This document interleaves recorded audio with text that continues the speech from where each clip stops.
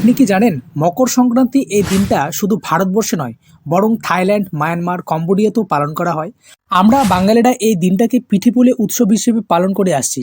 তার কারণ হচ্ছে আগে প্রতিটা বাঙালির ঘরে এই সময় নতুন চাল আসতো আর সেই চাল ভাঙিয়ে তৈরি করা হতো সুস্বাদু পিঠে। ঠিক তেমনইভাবে তামিলনাড়ু, অন্ধ্রপ্রদেশ এই দিনটাকে পোঙ্গল হিসেবে পালন করা হয়। তার কারণ হচ্ছে তারা এই সময় নতুন চাল দিয়ে তৈরি করত খিচুড়ির মতো একটা খাবার, যার নাম ছিল পোঙ্গল। অন্যদিকে বিহার আজকের দিনটা বলা হয় দহি চূড়া, উত্তরাখণ্ডে ঘুমুরি। সারা ভারতবর্ষ জুড়ে এই দিনটাকে একটা বিশেষ দিন হিসেবে পালন করা হয়। আর জানলে আপনার অবাক হবেন, এই থাইল্যান্ডেও এই দিনটা সংক্রান্ত নামক একটা উৎসব পালন করা হয়।